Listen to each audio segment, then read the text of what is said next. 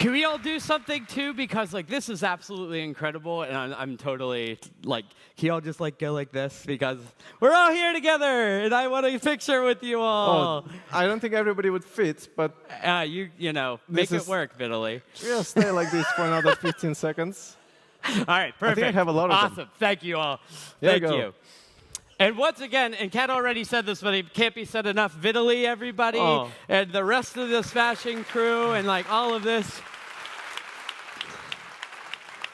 It's a fantastic couple days, yeah? And I have like this awful job of like you're all just overloaded with information. I see it coming out of your ears, and I'm like, hey, here's more. So I apologize about this, but all right, let's get into it. Is atomic design dead? And I have a nice little, look at that. Spent a lot of time on that. All right, this is a little clickbait title, but 10 years ago, I made atomic design. So this is actually like a good moment to reflect and just kind of see where we've come from and where we're going and stuff. So what I would like is for you to take a little trip with me. Take a little trip Oh yeah. with me.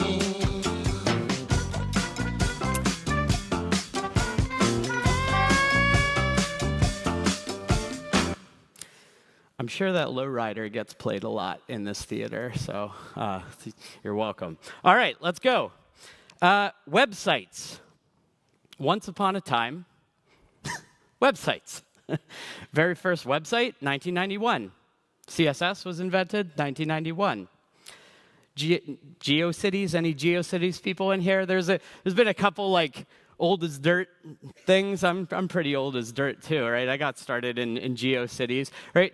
If you're designing a GeoCities website, how are you doing that, right?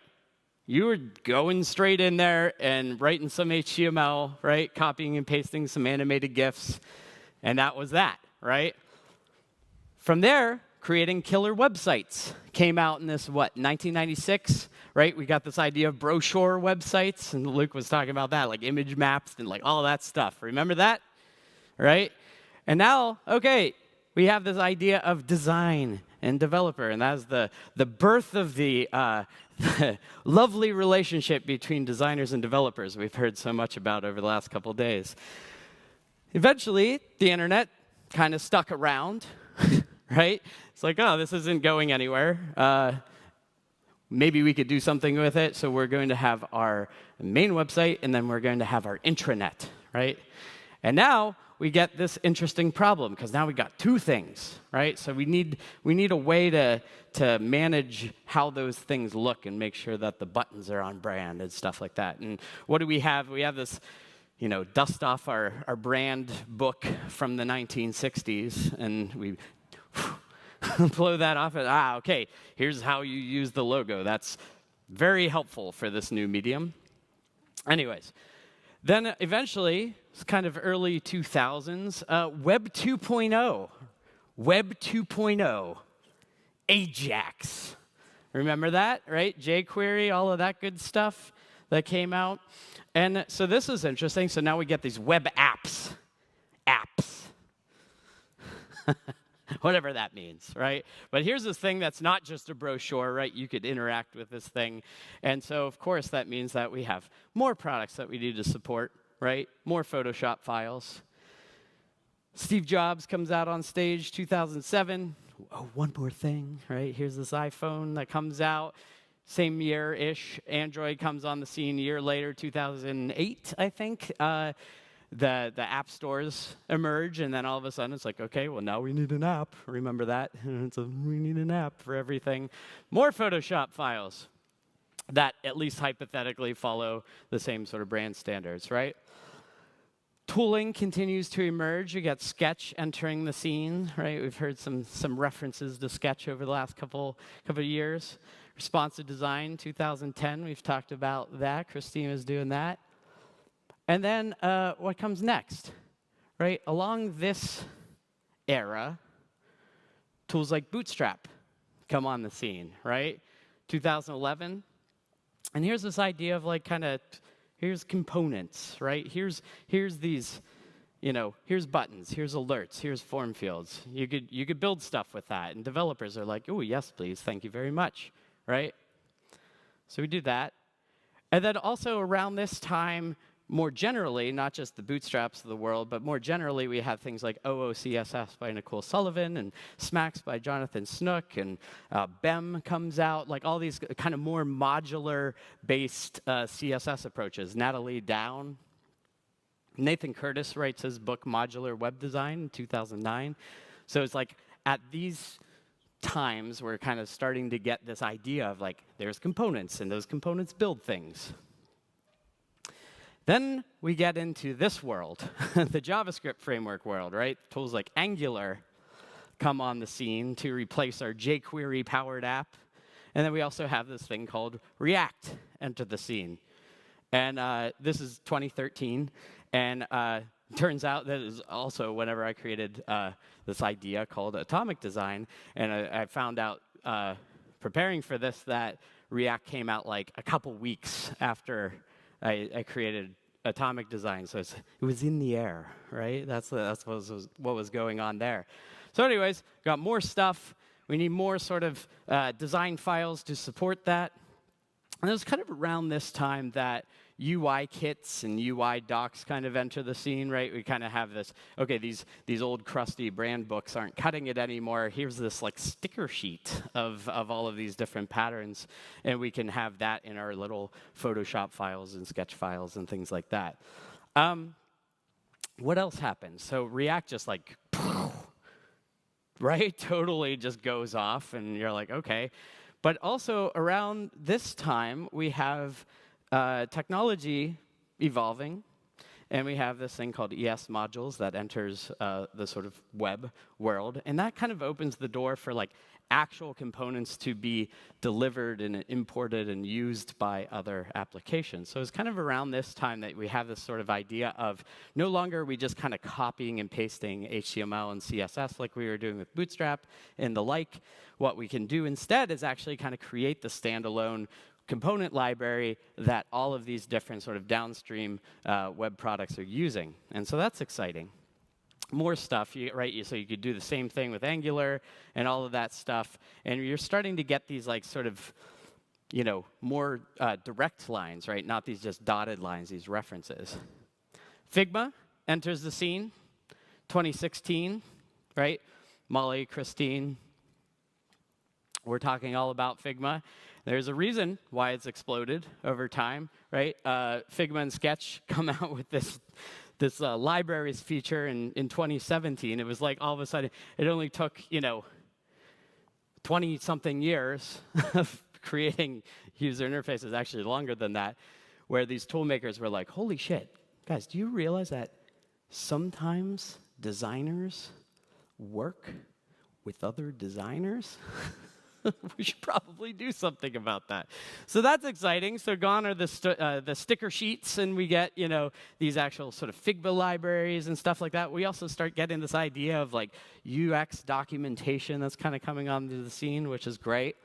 And it's kind of at this moment that we're like, wait a minute. So these designers are kind of doing this stuff. Developers are doing this stuff. Here's this idea of kind of like where design system as a concept, as a thing, sort of comes onto the scene, right? This is like coined in 2015. I remember I published my book in 2015, and I remember going through after I'd like drafted the whole thing, and I remember just kind of like going back through and being like, it's not a style guide. I guess I'll like call it this like design system thing, right? Like the buzzword was like just getting born. The first Clarity conference came out in 2016, and also tools like Storybook enter the scene. So it's like you're starting to grow up, and then also now that we have this idea of a design system, we have like a reference website for that, right? So Material Design by this time existed. So material.io is like the reference website for Material Design. Along with this, and also in 2016, a team at Salesforce really sort of pioneered this stuff, this idea of design tokens that could then sort of go through and actually start powering these UI libraries, powering the design libraries, and also kind of like being ingested by native applications. So these design tokens can actually get converted into all of these different formats and travel everywhere to make sure that your brand's, your brand's green or your brand's blue or whatever is actually sort of making its way into your digital products. What happens? Just more stuff. Vue, Svelte, the rest of them, right? GitHub repos breeding like rabbits. It's overwhelming. And kind of at this moment, we're like, man, on the tech side, and that's like the end of the world that I hang out, it's like, this is a lot to manage. This is a lot to juggle. Thankfully, this technology called Web Components comes along, and which is a native web technology, is like part of the browser. And what that allows us to do is actually like send our UI components to your WordPress sites, your Drupal websites, as well as your React applications, as well as your Angular things and your Vue things. So thankfully, we're like not having to repeat ourselves for every single tech stack that is and on the scene. After that, Figma just totally eats Sketch's lunch, which is why we're like talking about it in the past tense now, right? It's like the last couple of days, anytime anybody oh yeah, Adobe XD was brought up, and like one of the questions is like, oh, poor souls, poor souls. Every client we work with that's like not on Figma, of course they're like actively trying. They're just like these like Tiny Tim looking through the window, like with a single tear in their eye. That's great. And then, so it's getting a little simpler. There's other things like reference websites and the tooling around that kind of start getting more connected and more live. So no longer you have to worry about, it's like, here's the button, and here's the JPEG of what that button is, and it's also like 3 years out of date. So that's cool.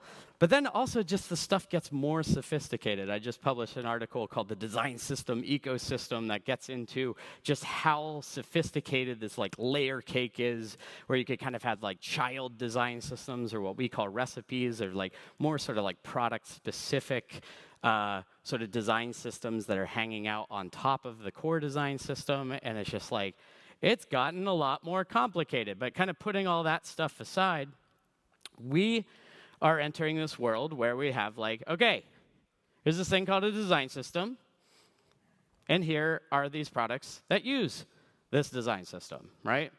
And the design system informs and influences the kinds of products that can be built using that design system, and in turn, right, the products inform and influence what goes in the design system. Now, this is easier said than done.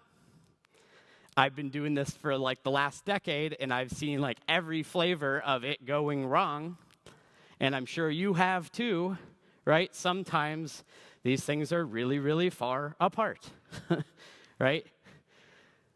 The design system teams up in their ivory tower, looking out on the plebeians below, just shaking their head while designing the perfect button.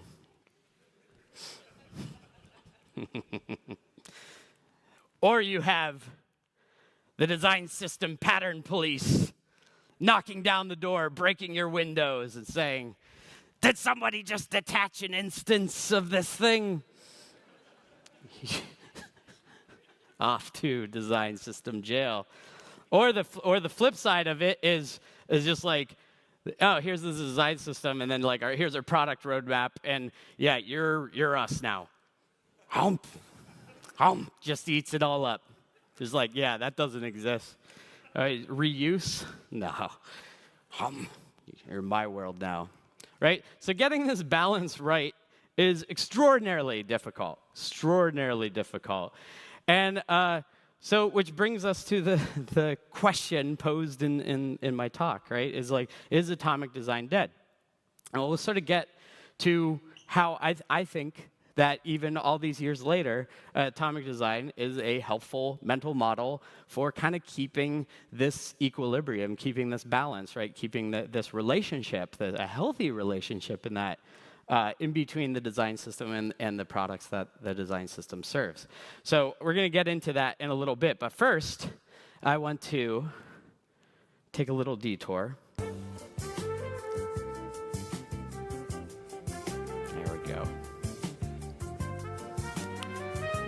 I have a recurring segment called Just Another Day in Old Brad Frost's Inbox, and I would like to take you through that. Hi, Brad. I was wondering if you read mail with empty subjects. Are you receiving my emails? Hi, Brad. I just wanted to check if you're receiving my emails. Sent from my iPhone. I haven't heard back from you despite my several attempts to contact you. I'm really starting to worry. Please let me know if there's any way I could help or call 911. P.S. If my words here have failed me, it's time to unleash my secret weapon. I've attached a picture of a dog wearing a monocle. According to the internet, his name is Rufus. I trust this will charm you into submission. I'm a retired pre-press graphic design Mac operator. I hope it's okay that I scooped your Monopoly Photoshop file to use on my dead cat's public and not-for-profit Facebook website, Cheddar's Dreams. I do not advertise anything, and nothing is for sale. My aim is to educate and entertain while helping keep my brain in shape. And in case you're curious, of course I checked out Cheddar's Dreams, right? As Seb was talking, I was like, Seb is receiving emails from J.J. Abrams, and I'm receiving emails from the operator of Cheddar's Dreams based on a dead cat. Really makes you question your life decisions here. But it's just like, it is ceaseless. And then, of course, there's your garden variety, like good stuff like this. Like, hello, Viable. My name is Undefined, and I work with Undefined and Undefined on their Undefined. I help the team looking to create Undefined that helps us Undefined. We would like to keep the project costs between Undefined and Undefined, and we would like to complete this project by Undefined. Sincerely, Undefined. But then you start getting into the more like relevant stuff. People that are just weirdos, right? You know how to Code Academy. You spelled a Code Academy. No wonder why we need so many programmers, because people like you suck. But really why I'm bringing all of this up, it's like this is it. This is just a decade's worth of, why don't we call it, elements, modules, and patterns.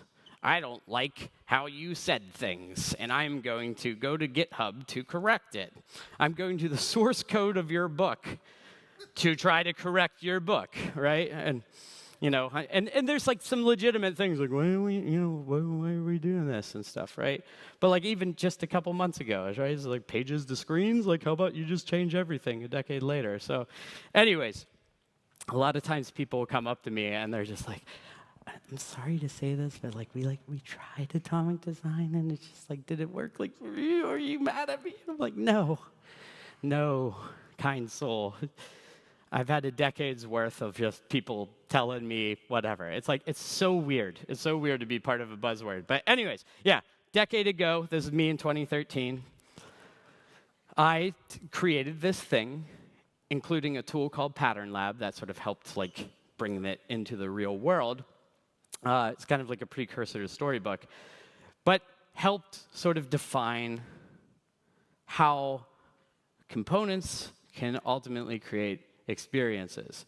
And at that time, if you remember, 2011-ish, 2012, 2013, Bootstrap coming on the scene, here's components. You can build things out of those components. And I'm like, yeah, that's true, but like it's kind of lacking some nuance. So what I did was kind of spread it out a little bit more and basically got into, okay, if you were to explode any user interface in the world, irrespective of what it's made in or whatever, you're going to end up with something like this, right? You're going to end up with labels and input fields and buttons. And these things can't be broken down any further without ceasing to exist, right? Kind of useless, though, on their own, by and large, right? So at the molecule stage, what we do is we take those atoms and we combine them into these relatively simple components. Now that label defines that input. Now clicking that button will sort of submit that form, right? So now, just like in the natural world, when a couple of hydrogen atoms join together with an oxygen atom, they form a water molecule, and that exhibits and embodies its own properties, and that's how the universe works. Amazing. those little simple components combine together into more complex components like a header component, right? And a header component can be comprised of a bunch of different things, right? All hanging together as this group. And like Christine was showing earlier, all having its own like, unique responsive qualities and different behaviors and all that good stuff. Those organisms come together into a layout of a page, right? But it's kind of at this template level where we're kind of doing that content scaffolding work, right? It's not necessarily the final product, but it's just kind of saying like, here's the general shape of this thing. And then it's at the page level that we're kind of taking that skeletal system of a page and we're pouring real representative content into that experience, right? Now, this is obviously a really important part of the process because this is what your end users end up seeing and interacting with, right? But it's also here that we're able to do all of this really important stuff to validate or invalidate whether or not the design system that is powering all of this screen is actually doing its job, right? And we already saw some like great talks about this, like from Nick and Oliver and stuff especially. I think that they were like talking about like piping in different content, piping in different typography, and you're able to sort of like see, okay, well, what if we replace the mountains with this mythical gnome figure? Antwerp really likes gnomes. Holy shit. Walking around town, like I took this picture earlier. The myth of the gnome is alive and well in Antwerp. But anyways, if you pipe in that picture of a gnome and a new headline, right, well, that doesn't hang together anymore, right? Like you can't read that text. That's not accessible. That's not good. So, well, what if we reverse the thing, right? So we're able to go through and adjust this stuff at a more atomic level. That still doesn't work. It's like, like, what if we do something like this, right? But you get the idea, right? The idea is that at this page level where we're like actually creating real things that real people use, we are sort of validating whether or not all the components that make up that experience actually work, right? And we're able to sort of zoom in and out, traversing between sort of totally abstract and concrete in order to sort of make great software, right? And just to sort of illustrate that this is like, doesn't have anything to do with the web, it's like, here's a good friend Instagram, and you're able to sort of see, Instagram's product design team, development team has to like consider all of the different permeations that go into all of this user-generated content, right? What happens if it's a square image versus a landscape image versus a portrait image versus a carousel versus video versus whatever, right? That's going to influence all the like lower level, more atomic components, right? What if you're Beyonce or Taylor Swift and you have a bajillion likes for each one of your posts? Or you're me and you get 0 likes per post and you cry yourself to sleep at night, right? Instagram has to account for that, right? So coming back to this, is atomic design dead? I don't think so, especially as design systems have become more of a thing, and that thing now has like a dedicated team, or they like live somewhere, or whatever, they're funded or whatever. There's this kind of distance. In my observation doing this kind of work, there's a distance that's kind of emerged as part of this, right? We have people who specialize in design systems, and there's people who are like doing the day-to-day work, and there's often that distance and sometimes friction between them. So atomic design is I think, still a helpful glue that kind of helps everyone understand, like, here's how all this relates to one another. So with all that said, where do we go from here, right? Kiara is talking about the future, right? Lots of people are talking about the future, and I'd like to jump on that pile. So here's the irony. Here's all these products, and we're like, what's a good idea? We should make a design system that, keeps people from reinventing the wheel, right? How many times do we say that, right? Every day. We don't have to reinvent the wheel anymore. Like, we don't have to redesign and rebuild that card pattern or that button component, those form fields again and again and again and again and again and again and again. We have the design system that we do that one time, and we're good to go, right? But now we have the entire world making the same form controls, the same buttons, the same accordions, the same date pickers and stuff like that, right? Who's working on date picker right now? What a waste of fucking time. Why are we doing this? Why are we doing this with our lives? Like, this is a massively wasteful use of our resources, right? What happens, user stories, when the user clicks the right-facing arrow, it advances the month. As a user, I want to, jeez, what are we doing, right? So here's an idea. This is the thought. This isn't real. This isn't like anything. But what if we, the collective we, could create a global design system that makes exactly one date picker, that makes a accordion pattern, that makes some form controls? And I could maybe hear you saying, but Brad, isn't that what HTML is for? We need like a bunch of new HTML elements. I don't think that's necessarily the case. I think of like HTML elements as the kind of like lowest level IKEA parts, right? The dowel rods and the screws and the hinges and like all of these things that are really kind of fundamental to making these things work, right? And this is what we're given today, right? This is what we are wielding today with really abysmal results, right?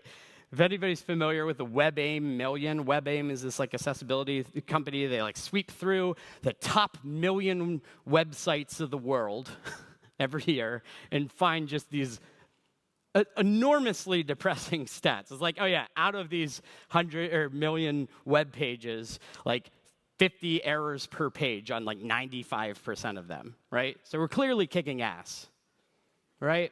So my argument here is I think we need more prefab stuff, right? So it's not necessarily we need HTML to grow and evolve or whatever, but maybe there's like something that like sits on top of it, right? In between like raw HTML and then our individual sort of design systems, right? Something sandwiched in between. There's a great initiative called OpenUI, and they are kind of like working on stuff like this, and I think it's really fascinating. They have this really great component matrix where they've kind of audited a bunch of the most popular design systems in the world, and they have like kind of like a heat map of like how much certain components, you know, pop up again and again and again. And so I think that the idea behind this would be like, well, what if we did have like a nice, you know, a web component library that we all use, we all contribute to, we all submit bugs against and stuff like that. That kind of takes care of a lot of the really just kind of common fare meat and potatoes components that we're currently wasting a lot of human energy working on, right? So this is all hypothetical. Maybe this is what it looks like. Maybe it doesn't. I kind of have W3C as a stand-in here because I think that they're like a great organization. They're well positioned to sort of serve the world, being the World Wide Web Consortium and all. But yeah, here's our date picker field, right? And if we're like, oh, the date picker field isn't working or it's not accessible or it's not performant or whatever, then hey, let's fix it. Let's have the world fix it, right? So the idea is like, okay, well, what do these things look like? They would look like this.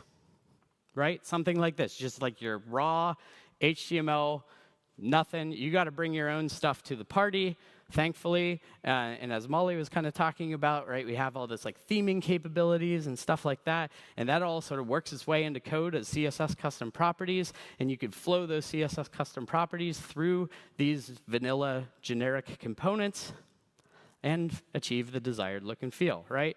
And then it's like, well, Brad, what if I want, a date picker that like does like a triple backflip whenever you click on it? And it's like, that's fine. You still have access to all the low-level, IKEA components, but the pragmatic people of the world will be over here like using the good thing. So that's one idea. And I'd be remiss not to talk about our good friend AI that we've already heard so much about over the last couple of days. Really interesting hearing different people talk about this, right? This is my depiction of how ChatGPT influences the design system world. But the basic gist is, up until now, right? This is how we've been doing things. And now we have this new workflow, which is, okay, we're going to have AI go ahead and make us a website, right? In our work, I am a principal at a company called Big Medium, and we help a bunch of different teams with doing like big design stuff, a lot of design system work, naturally and stuff.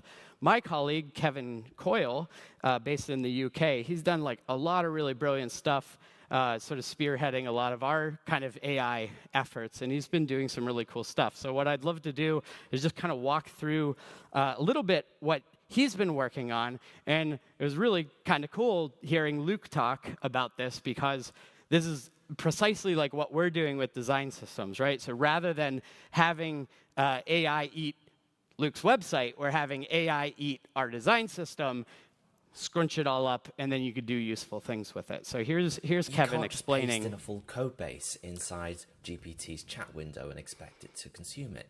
It just can't take that much information at once.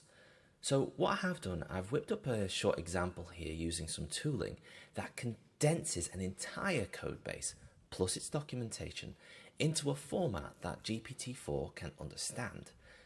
I've been set a problem by Brad, and he wants me to create an alert component that has some variants and that has a prop called isDismissible. I thought I'd use this tool to make it a bit faster for me. So I've given it this prompt here, and let's see the code that it produces. So it's given me a nice little tutorial. It hasn't given me the full solution. I can engineer my prompt to do that better in the future, I think. But let's have a look at it. It uses the base class that we use throughout the code base of DS_element, and that's unique to our code base here. It uses a custom prefix here of DS. You wouldn't get that if you just put that into ChatGPT's text window. He goes on, but I think that it's important to reemphasize what Luke was talking about, where it's like there's a difference between like the world's knowledge, right, and that gives you a more sort of general answer, and what Luke was saying is like, no, we actually want more of a point of view, right? We want like a specific perspective versus like, make me a design system accordion component. And of course, there's like many different ways of doing that. What's really fascinating is by, I think what Luke was saying is like limiting the corpus, right? Limiting the corpus of sort of source material to your organization, right? You're able to sort of say like, how do we do this, right? What are our conventions or what are our guidelines for accessibility or for accordion controls or for like whatever, right? But here's the problem. Because this is increasingly easy and accessible, right? Like, not accessible in the good way, accessible in the bad way. Where it's just like, it's incredibly. Like, Kat was just talking about, like, people being reckless and not, like, worrying about, these secondary, like, outcomes or tertiary outcomes. It's like, yeah, there's all sorts of issues, and these people are just, like, putting literally all of this stuff out here. They're just, here, use it. Incredibly reckless and incredibly easy, right? So here's what's going on. And here's what I see sort of playing out over the next number of years. We're going to have a bunch of people creating a bunch of shit using AI. And I'm not alone in predicting, oh, I didn't think that would happen. Of course that's going to happen, right? So here's this Yahoo article. 90% of online content could be generated by AI by 2025, expert says, right? 2013, in addition to Atomic Design, I created something called Death to Bullshit, which is a conference talk, but I also turned it into a website.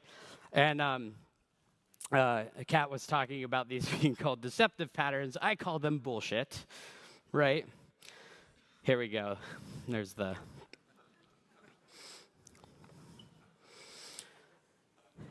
So this bullshit's been around for a while, right? Let's scroll down and like see what other bullshit kind of pops up, right? All just that cruft, the cookies.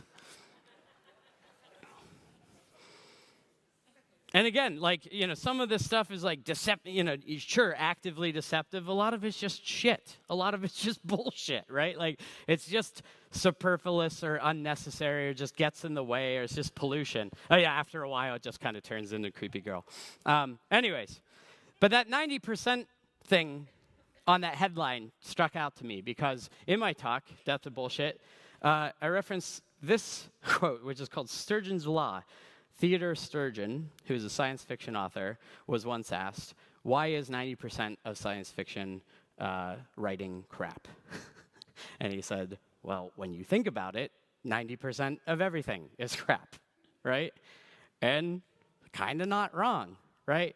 And so I think that we're at this precipice here with all of these, decisions to make, right? With us each with our own agency, our own volition, and we have to make these calls for ourselves. Like, do we want to just produce more crap and participate in that? Do we want to sort of use AI as a total shortcut and sort of wash our hands of any sort of responsibility? Or do we want to actually care about this, right?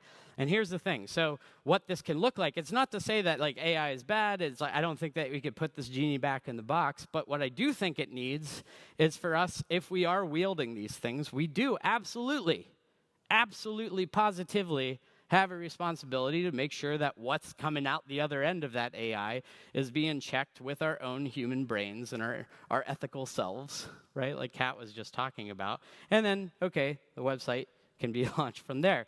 The problem, though, is that one's always going to be faster than this one, right? So again, that is what is separating us. This is the moment we're in right now. I think this is the moment as we're going to sort of see things play out, is that it's on us. It's on us to make sure that things don't suck, right? But I think that there's I love this. I love this conference with the bottom of my heart. I've been a part of this rodeo for 10 years. It's amazing, and I've always loved and appreciated all the practical tips, all the in the weeds kind of stuff, just real practical, pragmatic stuff for people who do what we do. And I love it, absolutely love it. And I love that there's this kind of blend of, tell me the Figma plugins. That was the funniest recurring question in the audience. Just tell me just give me the plugins. Just give me the list of the plugins. I get it, yeah, everything else you said, but the list of plugins, please. And it's I get the rest of your talk, but what tool are you using for prototype? It's Figma, okay, all right, good, right? But for the people asking, and I'm not faulting anybody, and I realize that there's, a younger generation where we're all in the fray, we're all in the weeds with all of this. But I really want you to understand that while getting your token system right and getting that architecture right and getting the auto layout right and writing your web components well and doing all of that is so incredibly important, and it really is. We also need to just constantly remind ourselves that we are more than that. All of this design system shit is a means to an end, right? And it's here to help us work more efficiently and, yes, drive business value and all of that stuff. But really, these are means to an end. We need to be more thoughtful, more considerate, more focused on what it is we're actually doing. The more that all of the tactical stuff is sorted out for us, and yes, we need people to make that stuff, and that's good. But we need more time to be our better selves, right? We need to exercise our judgment, right? We have so much human potential. Again, if I just think back to that date picker and how many millions upon millions upon millions of hours of wasted human energy is going into those things, and just thinking, what could we be doing instead? And I think a lot of us don't give ourselves permission to go outside of our job title and stuff like that. I get a lot of, emails and even questions from the workshop of it's just is it okay for me as a designer to work on keyboard accessibility? Yes! Do that!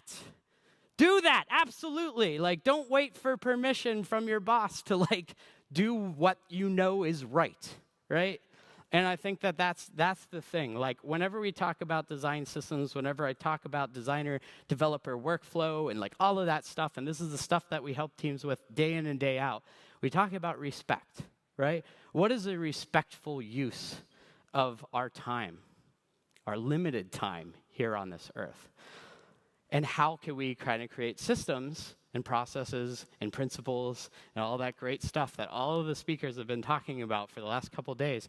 How do we design this stuff so that we are creating more respectful situations for everybody, for our end users, for the world at large, for the people making and maintaining this stuff? How do we work actively on creating more respectful things? And this is the other thing.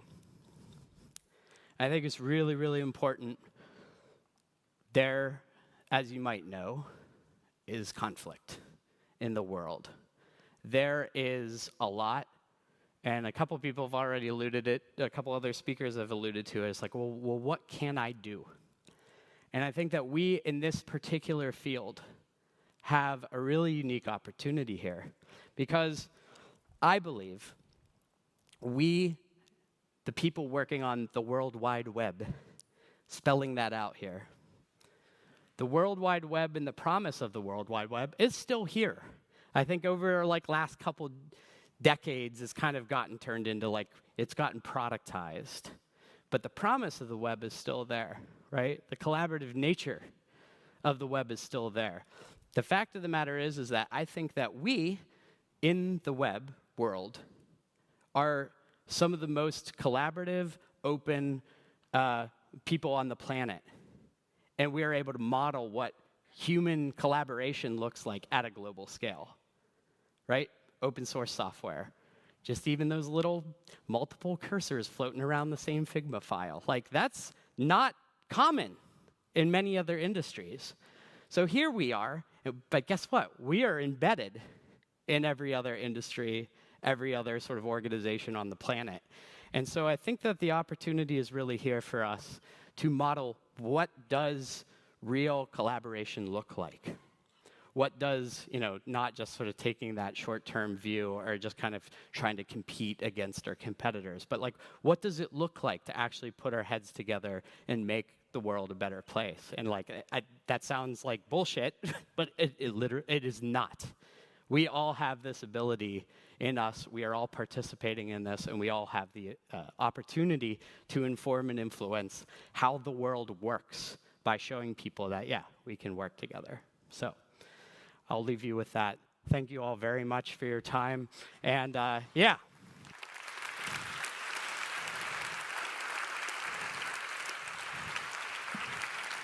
Please email me.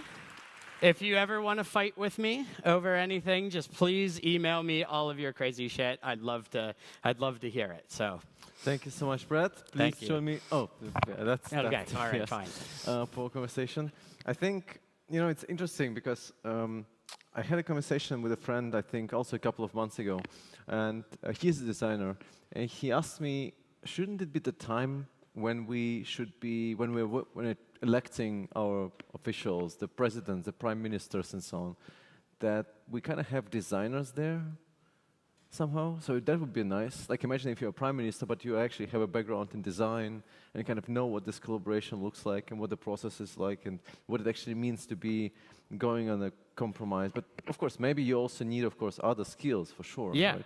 But kind of this perspective is somehow missing in.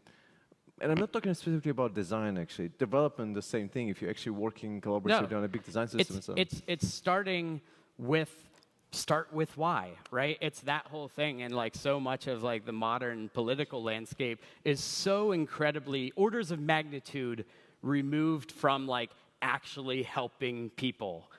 Like straight up. It's like, just like Kat was talking about, it's like reinforcing existing power structures. And the design mentality that is embodied in developers and stuff as well, is one of, here's a problem, how do we go about creating solutions for that problem? And there's a lot of room for argument and debate and all of that good stuff, like in arriving at those solutions, but we don't come at it from that perspective of curiosity, of like zooming out and like sort of starting and doing that really important design process of like figuring out what's going on and in good faith trying to create good solutions. So absolutely, 100%. Yeah.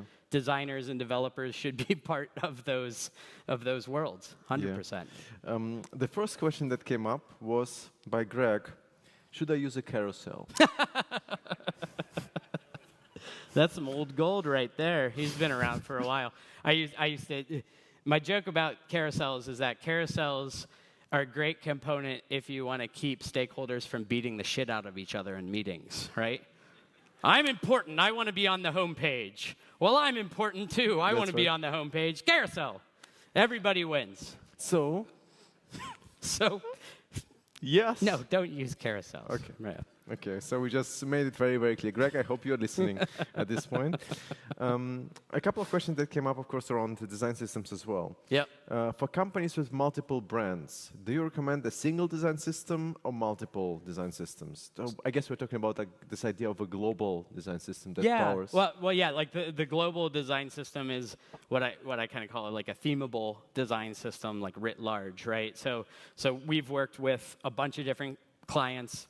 Marriott Hotels, Condé Nast, Caterpillar, Pfizer, who has like 600 different brands and stuff like that, right? And yes, you can create a design system that is all powered by the same bones, and then you just kind of flow different, design languages through it, right? Like that effectively was Molly's talk. She was like, "Oh yeah, you don't like have to do that." Our work for the last like 6 years absolutely has required that. So that like kind of 3-tier token system.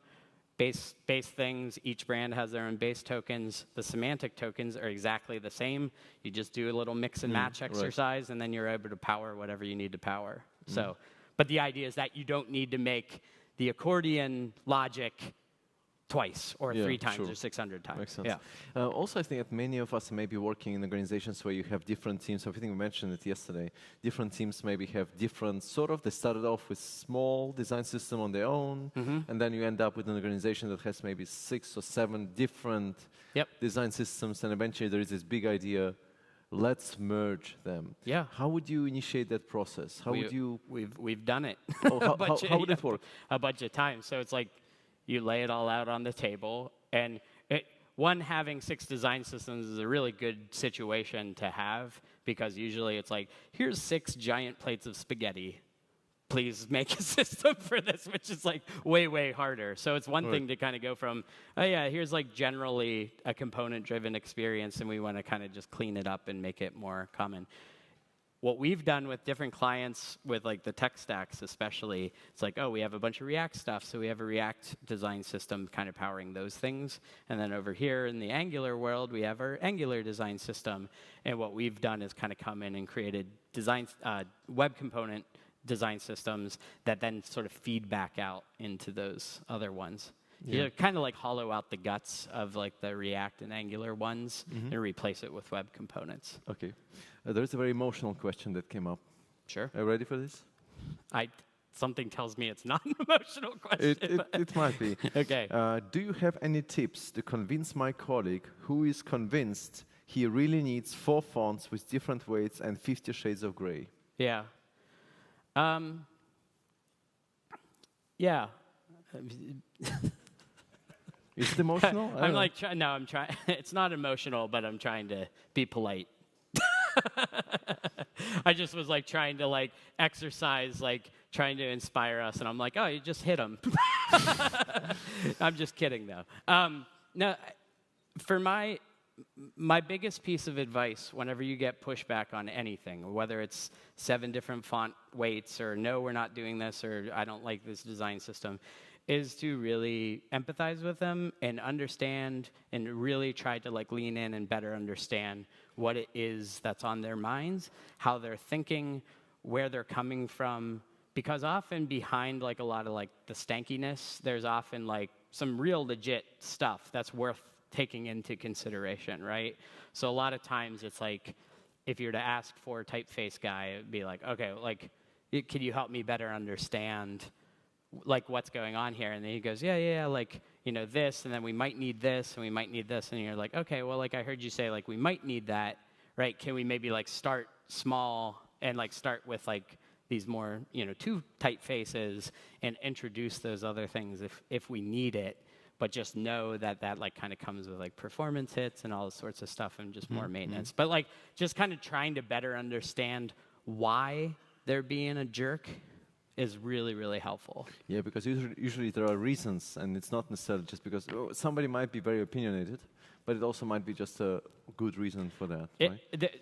We see it every single day. Really opinionated people who, the worst is whenever they're like really opinionated, but also like have zero curiosity. I think that what's great is whenever you have a bunch of people that have arrived at opinions based on their life experience, right? Like they've gotten burned by this framework, so they hate this framework. And it's like, that's an understandable position to have, right? So it's like helping just like receive that and like have them be heard, and then kind of working with them to basically like arrive at something that feels like a good solution for everyone. In our experience, like actually listening to people is such like a rare thing that it really disarms people because they're like, wait a minute, I'm just expecting you to fight me back. And whenever you actually like, no, I'm genuinely interested in why you have such strong opinions, that it like helps break through that divide. I think it's also kind of about sincerity. I think that we kind of lost this art of just, I don't know, saying thank you to people in the most genuine way. So if it's just, this is incredible how much you can communicate to a person if you just say thank you for the work that they've been doing, they were helping out or whatnot. Yep. It can be a quick Slack message, but it doesn't feel, it's not the same. So if you actually take the time to send an email and explaining just something very slow and just say thank you, that can be tremendous and impactful. Yeah, absolutely. Daisy is wondering, when I care about usability, sometimes I have to break the rule of a design system and make an exception. Usability seems to be sometimes opposed to consistency. How do you deal with that? Do you always favor consistency against usability, or do you always favor consistency full stop? No, consistency is absolutely a wrong goal to chase for design systems, like full stop. Like it's not consistent, like nobody gives a shit about consistency. Anybody that was in my workshop, they heard me say that. It's like, nobody gives a shit outside of this room about consistency, straight up. Like, if something is lacking in terms of usability, like that's a problem. That means the system needs to be strengthened, right? So it's like that's I think one of the biggest things that we try to do is encourage that, yes, this thing is a living, breathing system, and if there are defects with it, whether it's usability, accessibility, performance, semantics, theming, whatever, like any of that, right, then the system needs to be strengthened, right? Rather than just going, this thing sucks and I'm going to go away from it, right? So it's like, how do you use those opportunities to kind of, and this is, the onus is on the design system team to really lean into those people who are going, yeah, I'm trying to use the design system, it's not usable. Like the design system team needs to be like, tell me more, I'm very curious, just like we were just talking about. Like, please, I want to learn more about this. And then the idea is like, if you listen to them, and even better yet, if you act on it, you just won like the biggest ally for the design system, right? Then that's, so much of this has to do about the human relationships and all of this stuff, right? People are like really quick, I'm just looking at these assets. Of course, there's humans behind all of those assets and stuff, right? So it's really important to really foster those relationships and use what are effectively these moments of like adversary, right? Or just kind of like grumbling to your advantage to like make things better. So maybe just two final questions, and they will be wrapping up. How does the atomic design principle operate in a white label design system that accommodates multiple brands? Yeah, same. The same, like, yeah, just I have a couple blog posts on it. Themable design systems, just search for that. Okay, the date picker is already in the browser, but it's broken and inconsistent. Should we not just fix it instead of adding it to a component library? Well, so this is a cool thing, and I didn't get into it in the talk, but there's this idea, because you're absolutely right about this. So it's like, okay, we have these, we have input type date, and it's anybody that's looked like, it's like pulling up Minesweeper. Whenever you open it, it's like there is Minesweeper in a drop down, and you're like, okay. So I think that like, one, there's like the kind of like lack of like style access, which I think is also like being worked on. But kind of coming back to this idea of like a layer sitting on top of things, I think it could almost be like an incubator for future base level HTML components, right? Like having almost like a test kitchen where we're able to be like, okay, here's alert, here's like all these things that we see in practice the world over. Let's like start out up here, have it as a thing, and then maybe if the ideas are good, they can sort of graduate, or we can kind of pull things into the lower layer. But the problem is that, or not, it's not a problem. The W3C and the standards body work, like full appreciation for them, because they're doing just incredibly, massively hard work to like, once it's in the browser, it's been very well considered, and they've hit it from a lot of different angles. So that's intentionally moving at a slower pace. Yep. And then we have us up here at with individual industries, like, working intentionally fast.